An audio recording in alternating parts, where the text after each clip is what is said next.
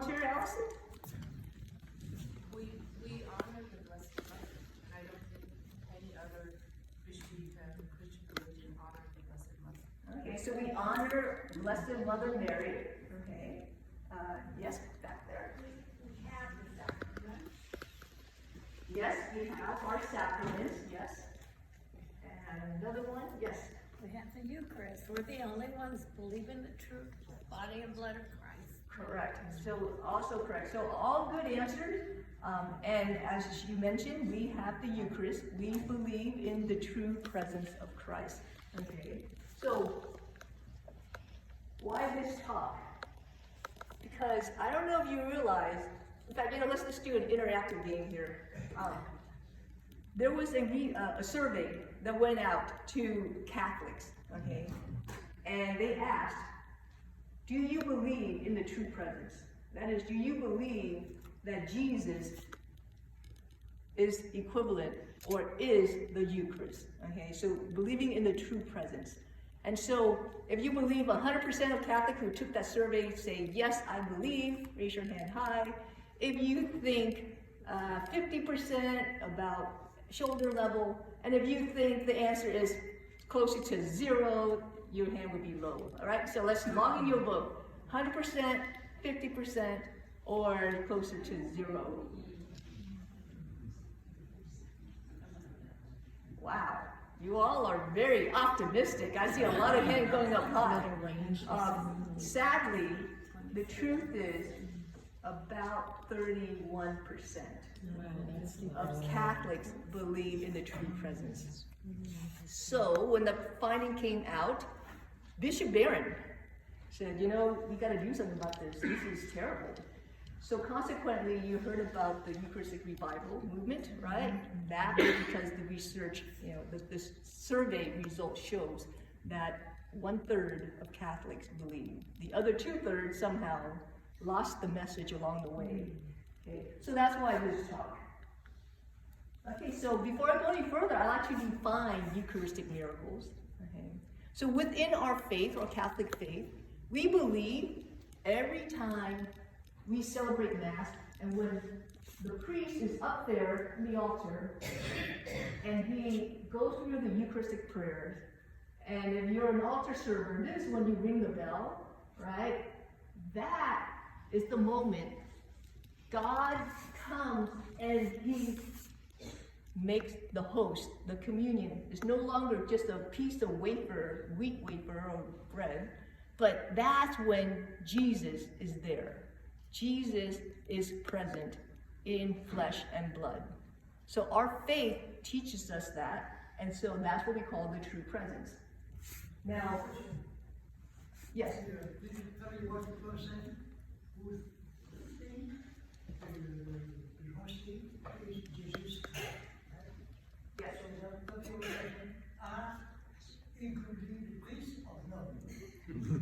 Just a minute. Include the priest? That's a good question. 31% including the priest or just the layman person. I don't know if they segregated priest answer from regular parishioners, but I'm going to share with you a little story in a little while that kind of relates to your question. So I'm sorry, I don't know how many of those were priests who answered the survey. Okay. Let's go to the scientific definition of Eucharistic miracles. So when we talk about Eucharistic miracles in this book, we mean the communion, Jesus, the communion, actually changed form. Jesus is no longer white, but Jesus turns red. Jesus turns fleshy, turns bloody. Okay? No one can explain how that came to be. And so in the scientific world, because there are no explanations, we would have to say that's a scientific miracle. Okay? And so this latter definition is what we're going to go by for the rest of this talk. The scientific definition of Eucharistic miracle was what Dr. Serafini sought out to investigate. Okay, what exactly was the finding? So, with your hands, 5, 10, and if you can think of more than 10, then with them both hands. But how many Eucharistic miracles have you heard of? You know, different places in the world. You know, if you don't know, if you have not heard of any Eucharistic miracle site, well then 0. But have you heard of a couple? You know, 2 fingers, 5 different places, 10 different places. What do you think? So, show me how many different places you have heard. Okay, all right. We have a wide distribution. I see people who are not voting. I assume you have never heard of any miracles. Okay, great, perfect. Dr. Serafini investigated many because throughout ages, reports have been, from the beginning of time to currently, even now, we hear about Eucharistic miracles, scientifically speaking, okay? So Dr. Serafini said, okay, let me kind of get to the bottom of this. What exactly did the scientists do in terms of analyses? So one of the first one that he wrote about in his book is this one behind me, and it's in Italy, Lanciano, back in the 8th century. It wasn't analyzed scientifically until 1970. Okay. Quick math, we're talking about 1,300 years. Okay. Now the story behind that, I'll just give you a quick Cliff Note synopsis version. A priest in Italy, back in the 8th century, did not believe in the true presence. He knew he should believe, but he didn't. He had a hard time understanding and accepting that. So he prayed, he continued to celebrate Mass, and he prayed that God would help him to understand. Well, one day, while celebrating Mass, as he consecrated the communion host, Jesus became red. And so we have the flesh and the consecrated cup of wine became blood, human blood. So back then, we didn't really have a lot of the modern technology. We just, the priest saw in front of his own eyes and he believed because it was just too incredible to describe. So they didn't have preservative back then. So what they did, they kept Jesus in a monstrance. There you see, up at the top, in air. Okay? No chemical, no fixative. Just put Jesus in a monstrance in air.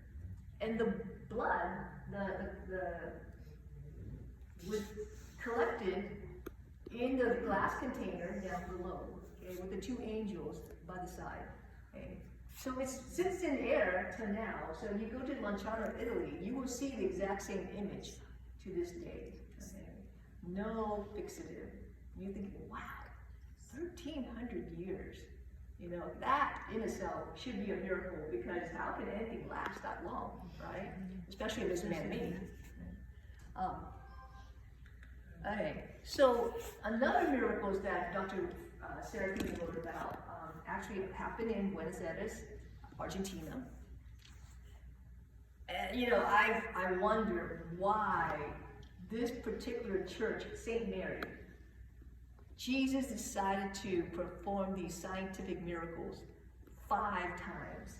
Okay, so the first one was May 1st, 1992, and then it happened again in May 10th at the 7 p.m. Mass, and again it repeated at the 8:15 Mass, and then July 24th, 1994, and August 18th, 1996. Okay. Now, when I have a little asterisk next to the date, it's for me to remember the story behind the miracles. So, one of the parishioners found Jesus abandoned in the back of the church. Okay. Now, we don't know how Jesus got to the back of the church, but we have to assume it's not just a regular unconsecrated host. We have to assume it is Jesus. And so with utmost respect, the parishioner reported Jesus binding to the priest. And the protocol is, because, Jesus at this point has been soiled, right? There's dirt covered. And so the protocol is to take Jesus and put him in water and then put him in the tabernacle, something similar to here, for safekeeping. And usually, after about a week, 2 weeks, the priest would check on Jesus, and usually Jesus would dissolve. And at that point, Jesus would then be buried on church property, respectfully. Okay. So, May 1st, that's what happened. Kept Jesus in water in the tabernacle. A week later, the sacristan came, and Jesus started to turn red, started to turn fleshy. So at that point, priests were notified, diocese notified, and somehow someone decided to place Jesus in distilled water. Don't know why, but they kept Jesus in distilled water for 3 years. Okay? And you say, well, why is she making a big deal about distilled water? Well, because a little bit of a biology lesson. Jesus' cells would be animal cells, right? We're not plants. The difference between plant cells and animal cells is a cell wall. Plant cells have this thing called a cell wall that will limit the size of the cell. Whereas animal cells, we don't have cell walls.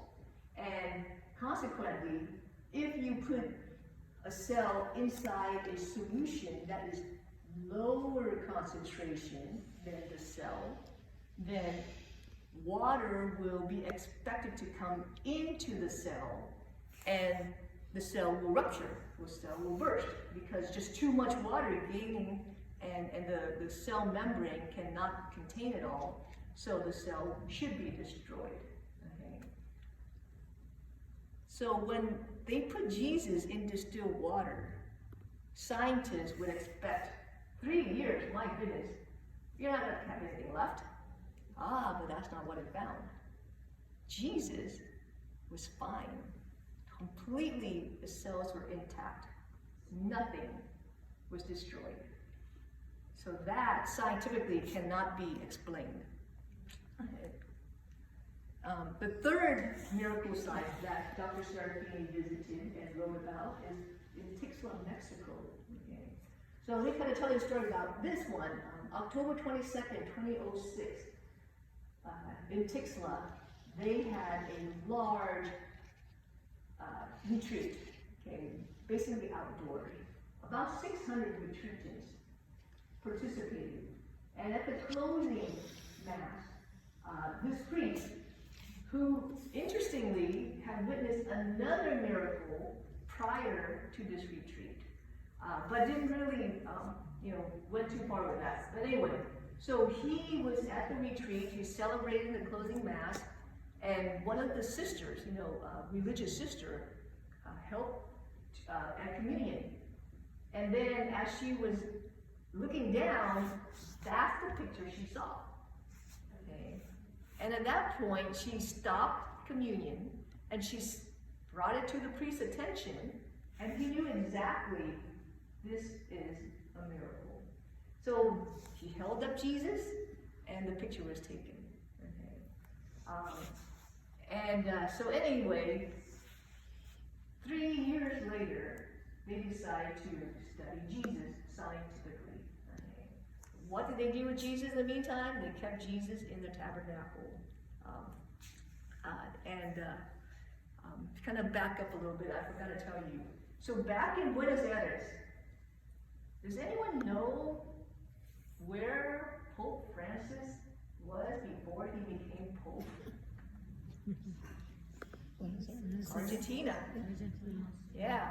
So it's interesting that our former Pope, Pope Francis, he was in Argentina, and he got first-hand story about the miracles in Argentina. Okay.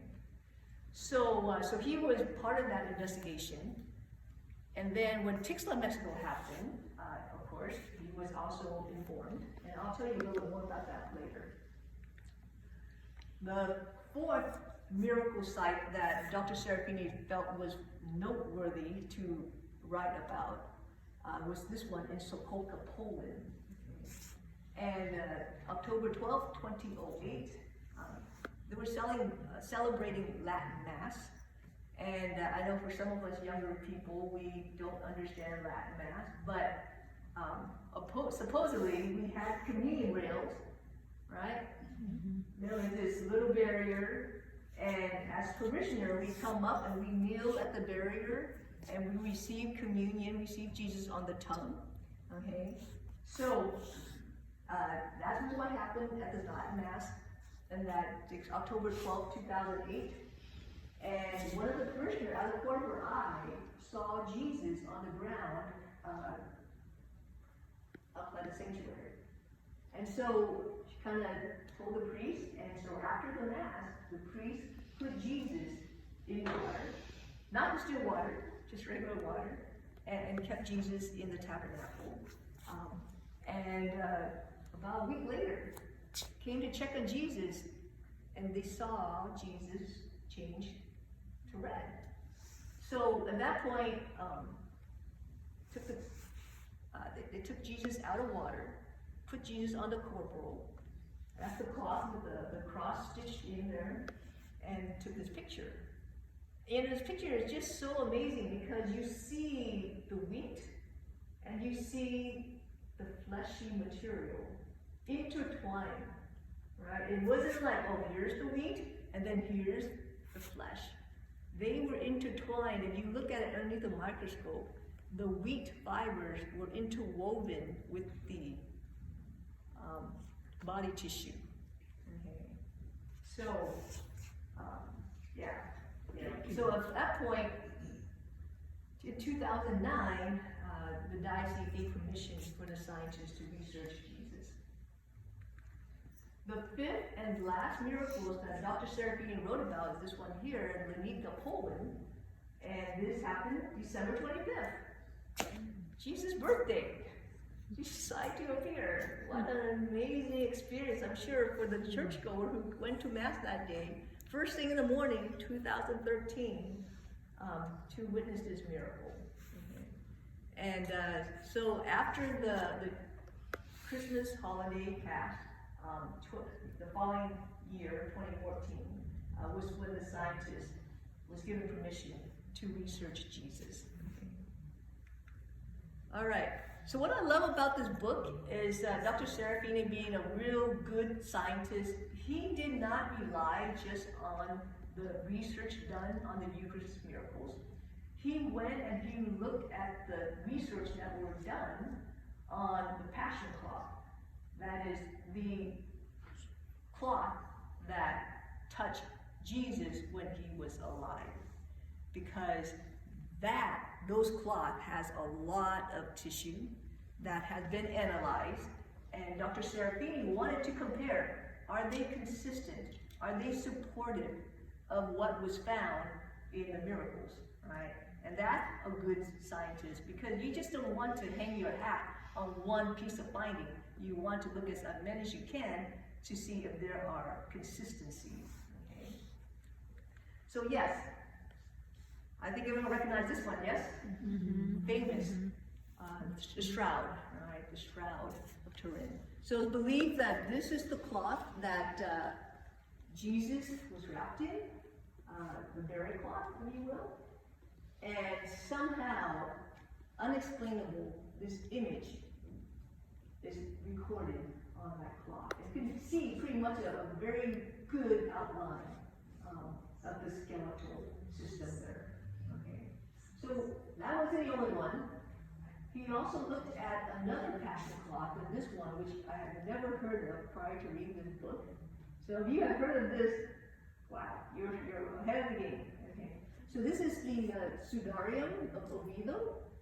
It's now in Spain, and it's not a big piece of cloth. It's only about yay big, but it's believed to be the cloth that wrapped around Jesus' head. Okay, so you're like wondering, well, how do they know that? You know, did someone record this? No, scientifically, through 3D technology and through the stain, we have blood stain, we have bodily fluid, we have cells, we have pollens, to show that there was indeed a person who was, had his head wrapped, and the bleeding site corresponded, it's like 9 out of 12 site matched that of the shroud. And they believe it would be consistent with the crown of thorns. Okay?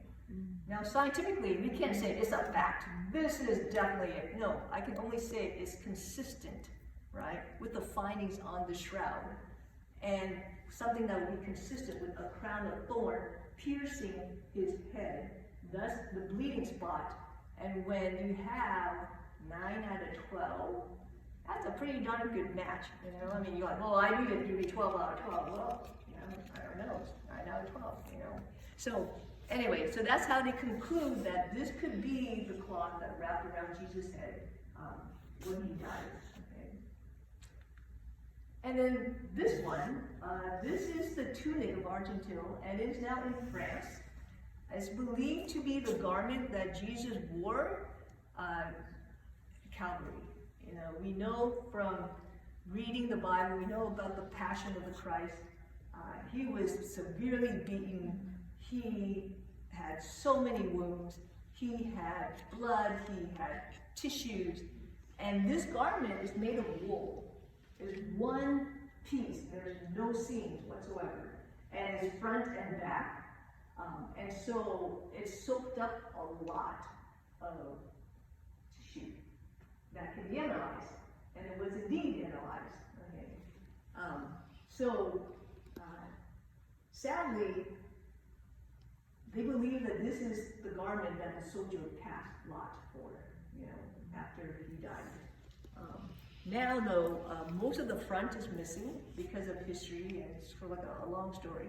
But they only have the backside of this cloth remaining. Okay, so what were those findings when they studied? Okay, so I kind of want to recap the 5 different miraculous sites and the year that it happened, and then also when they were studied scientifically. And if you notice the disparity in years, right? The very first one, Lanciano, Italy, we're talking about 1,300 years, and it was studied multiple times. And then most recent one, Legnica, Poland, in 2013, they only waited a month before they studied Jesus. So big difference in terms of the range. And so let's look at the findings. Before I go any further, I want to acknowledge the many, many scientists throughout the world worked on these miracles. But 3 definitely need special mention. And of course, the first one, Dr. Franco Serafini, he's the author of the book. He wrote it in Italian, and thank goodness they translated it to English, because otherwise I would not have known. The man in the middle, Dr. Ricardo Castañón Gomez, famous South American scientist. His area of interest is supernatural phenomena. Okay? That's what he's really interested in. Neuroscience is his game, and long story short, our former Pope Francis, hired Dr. Castañón Gomez to lead the research in Argentina. Now, why did he select this man? Well, number 1, he's great reputation. Number 2, he was an atheist at the time, because our Pope, former Pope, also a scientist himself, did not want a Catholic scientist to muddy the water. So he said, I'm going to go out and find someone who doesn't believe in God to take charge. And that was this man, Dr. Ricardo Castañón Gomez. So he started the investigation, and he couldn't believe the results. Could not believe, because there's no scientific explanation. So, fast forward, when he heard about Tixla, Mexico, who do you think was chomping at the bit? Dr. Castañón Gomez. He said, I want to be there. I want to take this on, and I will be personally in charge of taking the samples. Okay? So he was active in those two. Long story short, he could not negate the findings. He could not explain the findings. So he converted to Catholicism because of his work. And, you know, I tell you, these converts put us cradle Catholic to shame. He also started a foundation to fund the scientific research of Eucharistic miracles, because these are expensive to run these tests, and he knows that. And so he said that he will support that as much as he can. Okay.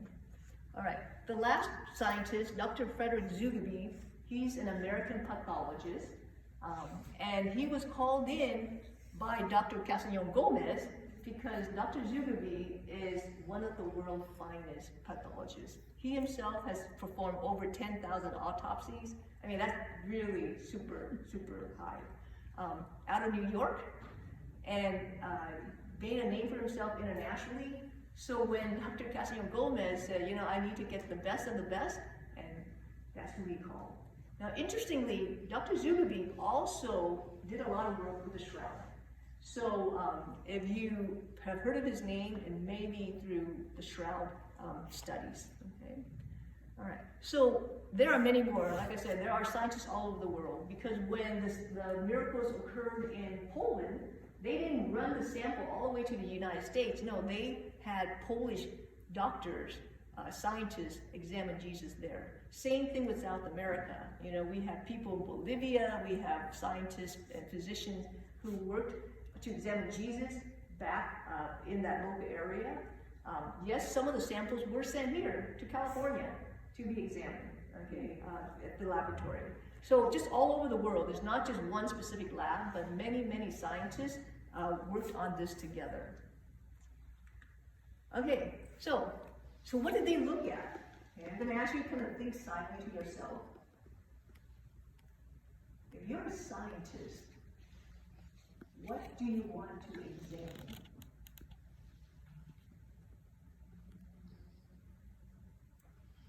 Anyone say DNA? Yeah, all right. You're there with them? Yes, so quickly, DNA is our genetic material, is in the nucleus of all of our cells, and it is basically, you know, humans, we have 3 billion base pairs, and that's the molecule of DNA, very long, complicated molecules. And it's unique to all of us, unless you have an identical twin. Then someone else would have your exact DNA. Okay? So what they did was, with the Eucharistic miracles, 2015, 16, and 2020, you know, some of the more recent findings, they ran a DNA analysis, specifically looking at DNA profiling. Okay?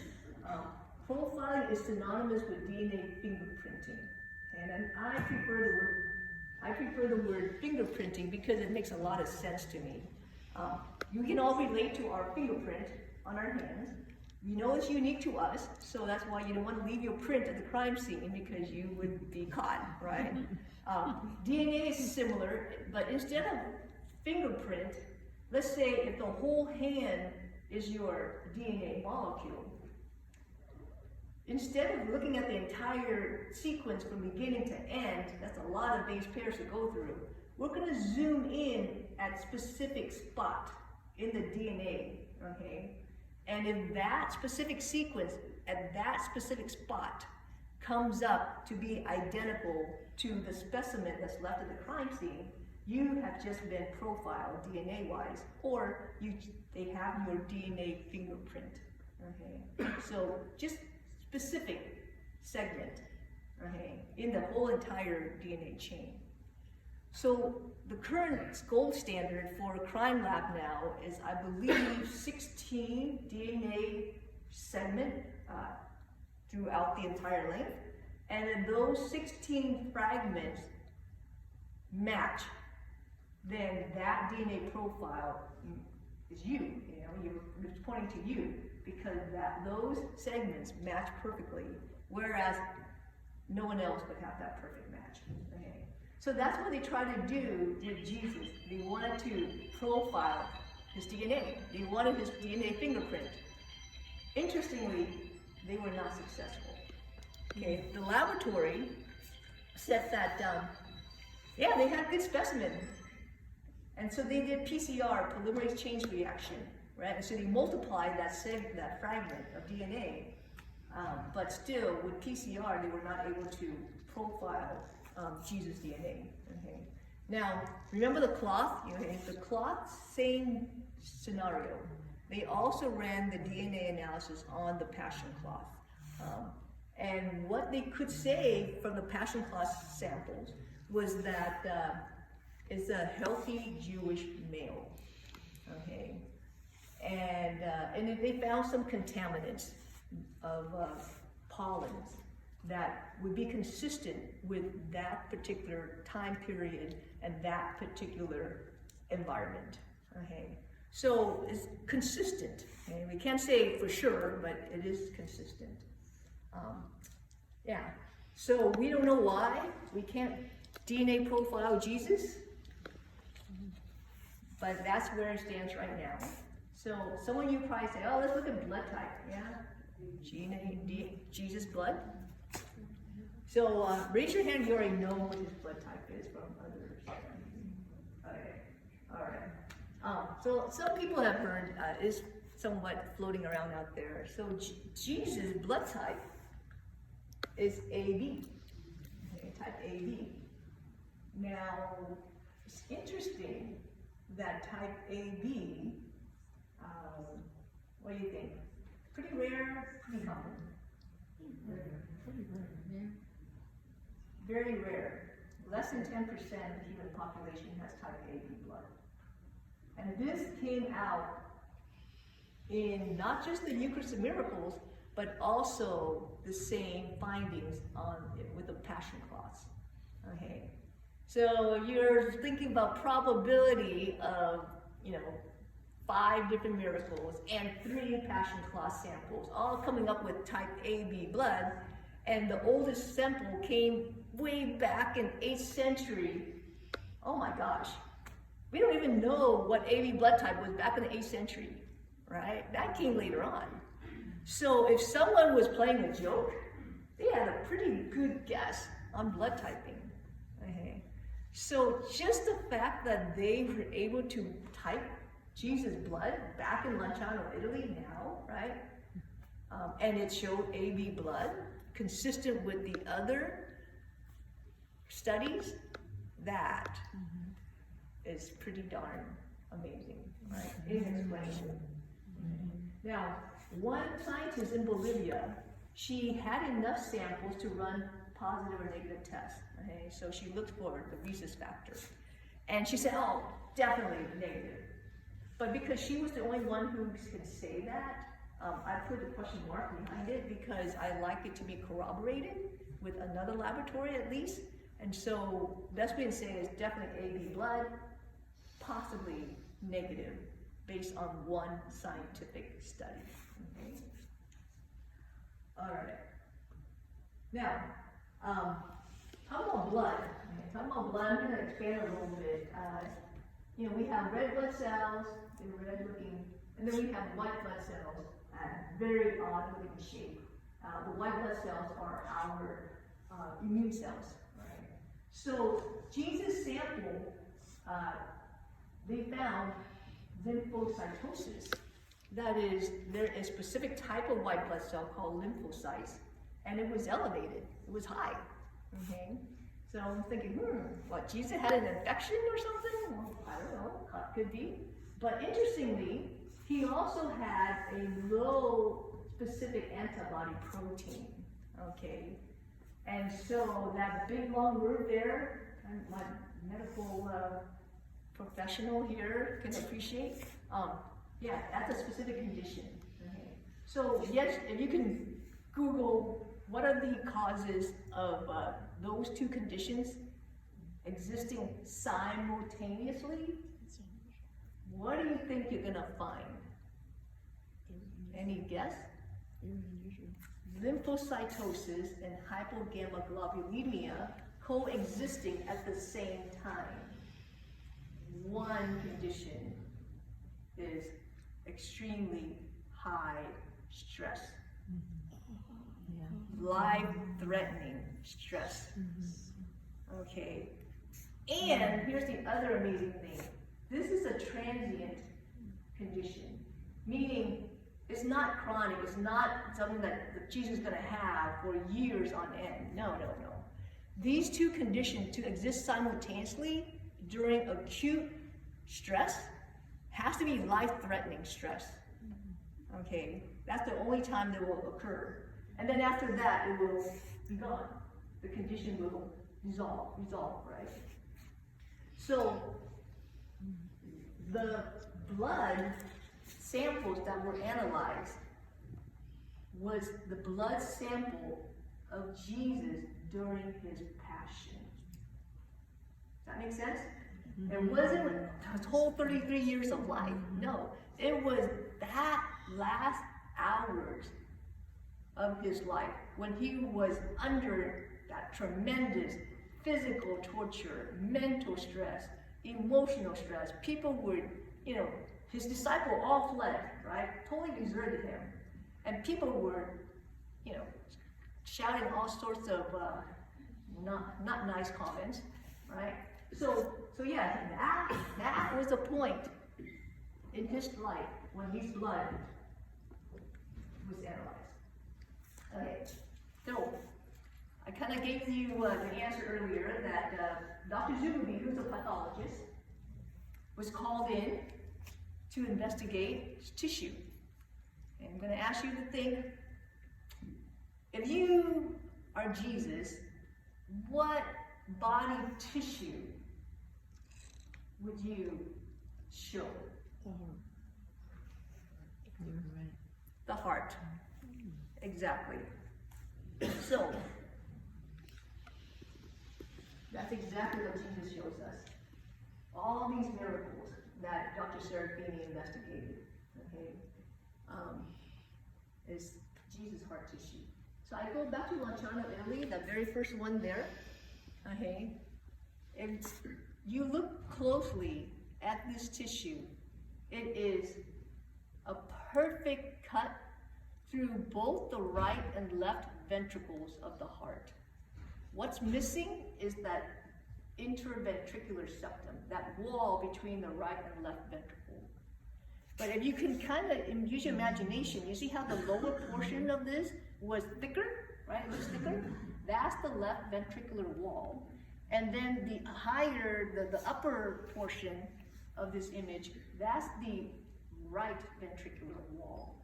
So it's a perfect cut through both ventricles.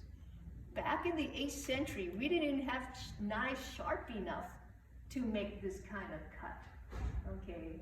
And whoever made this cut knew exactly where they were cutting. Because you can't just, blindly cut and say, oh, I just happen to catch both sides of the ventricles, right? So this is another miracle, I think. And so with our faith, the consistency with our faith is Sacred Heart of Jesus, right? We have a devotion to Sacred Heart of Jesus. And so when I read this, that devotion just came to mind. It's like, oh my gosh, Sacred Heart of Jesus. Okay. Now, there's more. So Dr. Zubaby was called in because the samples that were sent was in very poor condition. And Dr. Zubaby is world-renowned heart pathology. Okay, and he is the top dog when it comes to any of the cardiac pathologies. Okay, so he was called, and Dr. Castellon Gomez said, I'm gonna want you to tell me what you see, but by the way, can I record you? And Dr. Zubaby said, sure, bring it on. So gave him the slides, and there he is at this microscope, and he just started talking. He just said, oh, I see left ventricular wall. I see heart tissue that's heavily damaged, which is why a lot of other pathologists hesitated in making a diagnosis. Because if you're a junior pathologist or you don't have that clout, you don't dare stick your neck out and make a call that is very difficult because your reputation could be messed up, right? But Dr. Zubaby is, the world's best. And he didn't need to worry about his reputation. So he immediately said, yeah, I see left ventricular wall. I even see the mitral valve right here. And I see heavily damaged heart tissue, which is why a lot of pathologists would not want to make this diagnosis. And then he said, the heart tissue has fragmentation and segmentation. So this is significant. What does it mean? Usually, heart muscle are connected. They're not glued together, but they are one sheet of muscle so that the blood inside won't leak, right? But in this specific example, the heart tissue has been torn. The heart muscles are no longer side by side. They have literally been ripped. And there have been infiltration. Dr. Zugabi said, I see white blood cells in these slides. That is another miracle, because what he's looking at is Jesus kept in distilled water for 3 years. White blood cells do not survive long outside our bodies. They survive in the blood, yeah, that's where they are. But when they leave the blood, and especially out in air, they die quickly. And no one said anything to Dr. Zugabi about this sample, right? They didn't say anything about the story. So Dr. Zugabi said, when you took this sample, this patient was alive. He's thinking it's a patient, right? He's a pathologist. When you took this sample, this patient was alive because of the presence of white blood cells that is infiltrated into his ventricular cardiac muscle cells. In fact, he even said, because I know I have some medical people here, he said that I see not just neutrophils, but I also see lymphocytes and macrophages. Macrophages are the white blood cells that will engulf and try to clean up any kind of debris. They usually come later on to the site of problem. So the earlier white blood cells are there, and the macrophages were also there. So that tells you that this sample, A, like Dr. Zugabi said, patient was alive, and B, has been enduring this tremendous stress, not suddenly, but been maybe at least a few hours, right? Okay. And so, putting it all together, Jesus' heart was torn, literally, because he was so stressed out. And when we're in that, enormous, acute, tremendous stress, we have catecholamines. We have these chemicals that race around our body, our blood, and it creates a very violent condition for the heart. And so instead of just regular contraction relaxing, it is violently beating, so much that to the point where it tore. The heart muscle tore because he was under that tremendous suffering. Okay. So anyway, after Dr. Zugabi said that, he turned to Dr. Catherine Goldman and says, so tell me the story. Yeah. So anyway, cause of death. As a pathologist, we're concerned about cause of death, right? So here, we know that the heart is inflamed, heavily damaged, violently beating, torn, okay? So the understanding or the hypothesis is perhaps the ventricular wall tore. And so when the ventricular wall tore, blood was now oozing or rapidly bleeding into the pericardial sac. And you can imagine the pericardial sac is not very big. So as you fill that pericardial sac with blood, you will prevent the heart from beating, right? Because it can't get any more blood inside the ventricular chambers, which means there's no blood to contract. It's perpetually kept from beating, which means he suffered a massive heart attack, okay? And so that's when Jesus died. And so we kind of know from the Passion story, You know, Jesus, when he was on the cross, he was lucid. He was still there. He was still speaking. You know, Jesus' last words, you know, forgive them, God, Father, for they know not what they do, right? A lot of times people think, well, you know, Jesus was crucified by the Romans. And when crucifixion happens, the cause of death is usually asphyxiation, meaning we can't breathe because our diaphragm muscle gets tired. And we start to lose oxygen concentration, and can't concentrate. So our oxygen level would drop, and then you start to kind of lose it. But that wasn't the case with Jesus. So we know he probably didn't die of asphyxiation. So this hypothesis of him possibly dying of a massive heart attack because he bled into the pericardial sac is actually pretty possible, right? A very, very possible story. And we know that when blood doesn't circulate and it kind of sits there, oftentimes it will settle, right? The heavier stuff, the red blood cell will settle with gravity, and then the lighter stuff like blood serum will float to the top.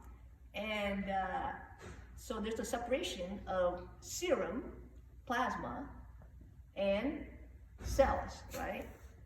So when the soldier went and thrust the lance into Jesus' side, they reported seeing blood and water coming out. Agreed?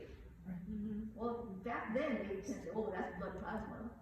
But it could be blood plasma, especially if he has died and the blood starts to separate. Okay, so it all kind of makes sense based on what we know. Okay. So, you know, I share with you this because for me, it's tremendous. And finally, science and faith are joining together for me.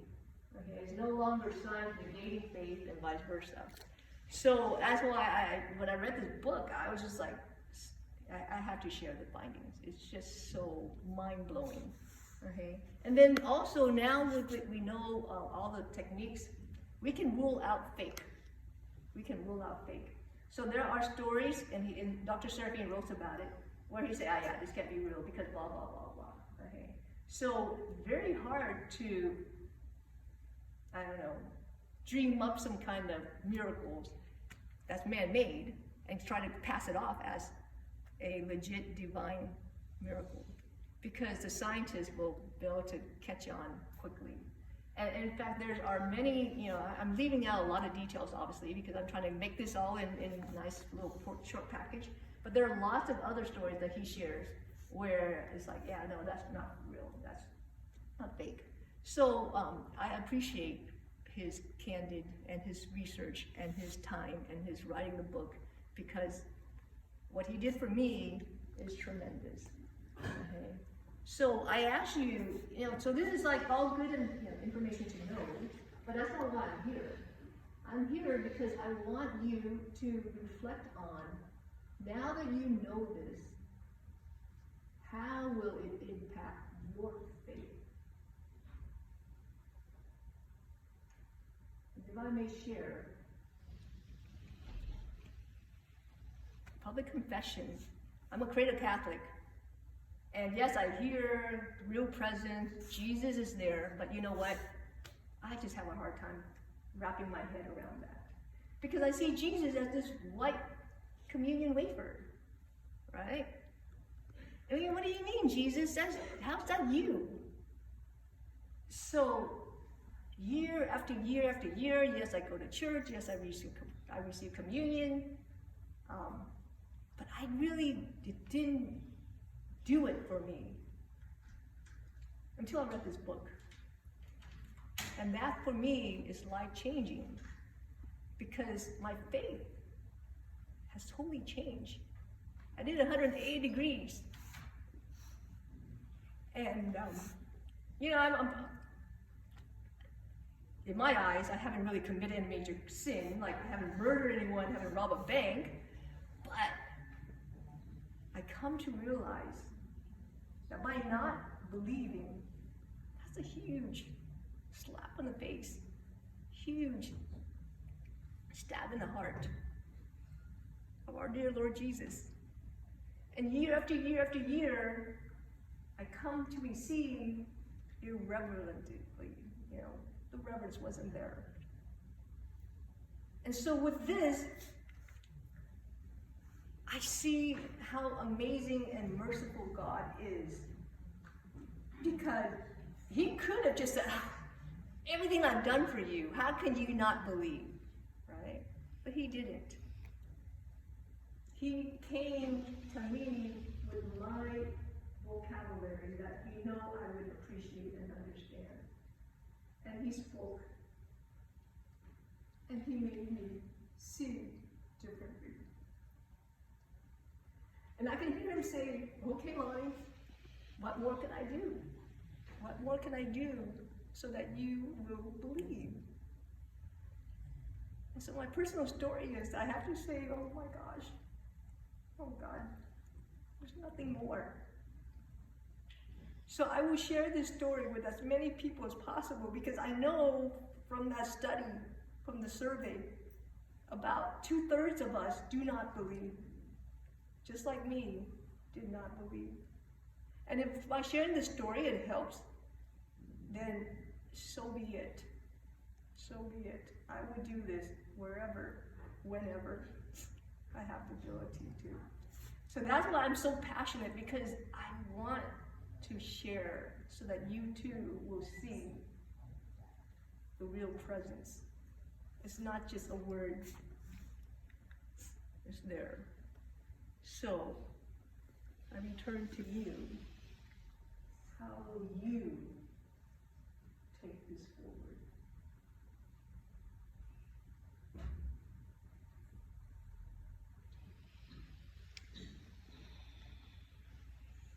So I hope you marinate on this going forward, because I want all of us to grow in our faith together and to share this with as many people as possible, because this is the foundation of our Catholic faith.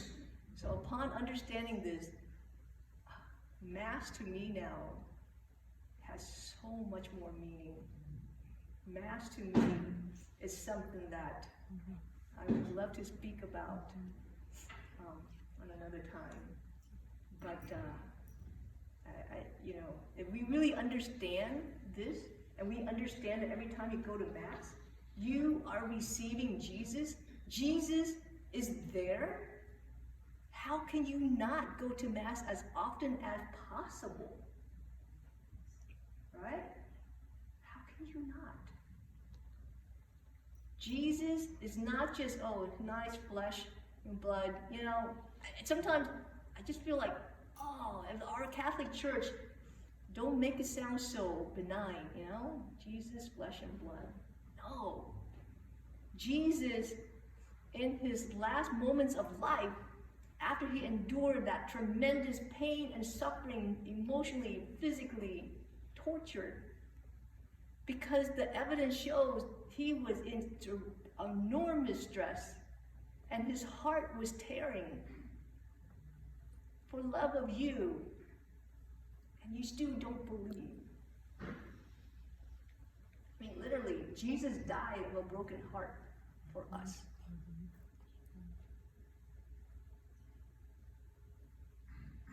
That's what you receive when you go to receive communion.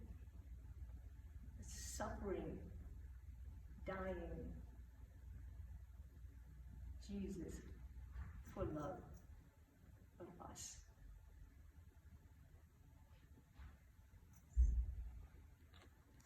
Thank you.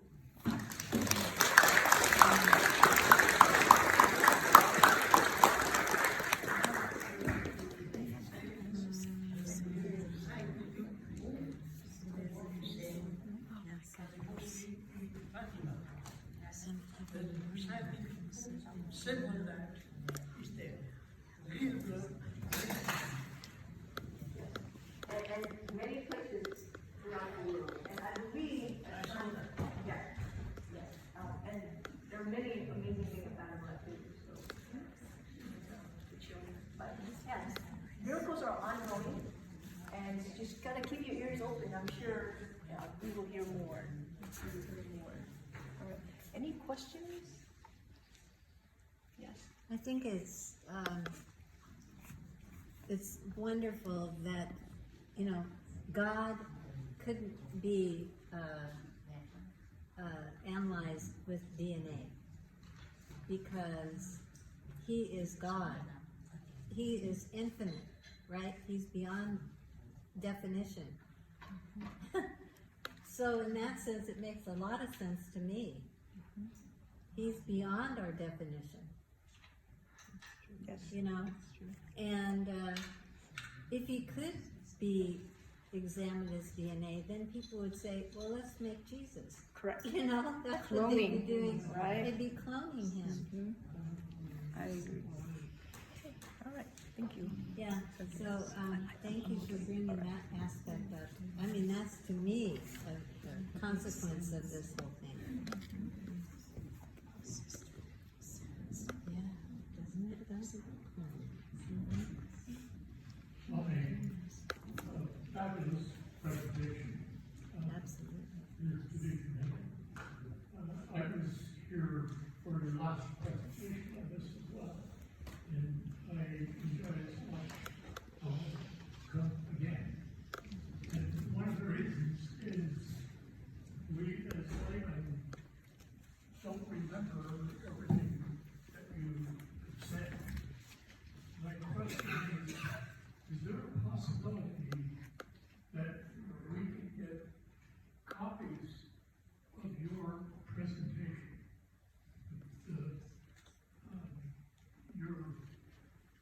Your slides.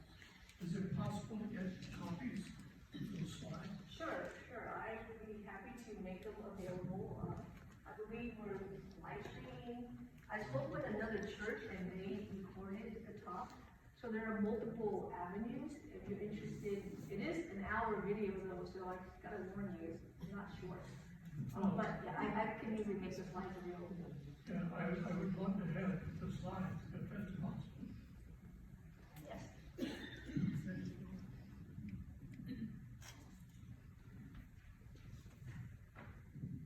Dr. LONI, I don't know if you had mentioned that you are a pathologist, and so,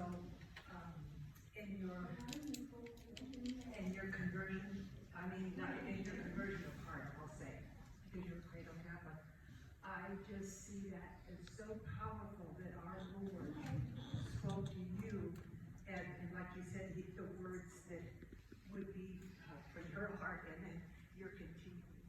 It really is beautiful, and thank you so much. Thank you. Yeah, so, my pathology background, I really, Dr. Jubilee is up there. So yes, I can really appreciate his contribution. Unfortunately, he has passed away, so he's no longer with us to answer any more questions, but he's one of the amazing scientists. I just want to ask, do you know about Santarum? Santarum in Portugal? The miracle of Santarum, have you heard of it? So when we were in Portugal, we did go to a church that had this miracle. I remember climbing up on, I forgot the name of the town, but yes, there are miracles all over the world. In fact, Saint Carlos Acutis, he just became saint last month. He dedicated his short life to displaying the different Eucharistic miracles and the story behind it. And it's a traveling show. So if anyone's interested, maybe you can contact the foundation and try to get that traveling display of miracles to your local church. But yeah, there are so many reports of miracles. The only thing is, I don't know how many of them have been scientifically studied, right? And so by faith, we believe in what people has reported, but for the scientist who wants more evidence, it's nice to see the evidence. And not every miracle has been studied because it's expensive.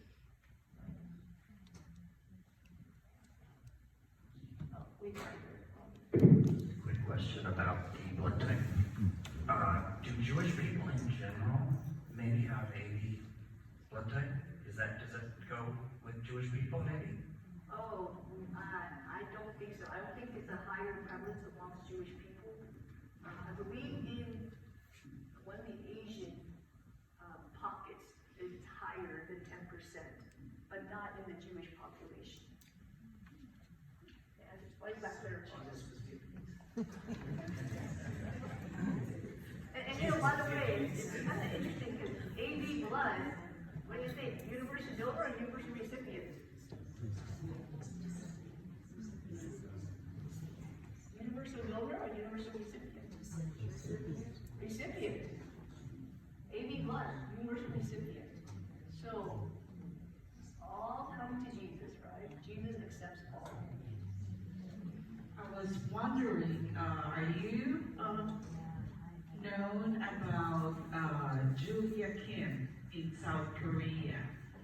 The story of Julia Kim in South Korea is very interesting. That also there's a miracle that happened there, and it's very popular about pilgrimage. And I have a friend of a priest in St. Francis Assisi in downtown Los Angeles, and he was the one who told me about it.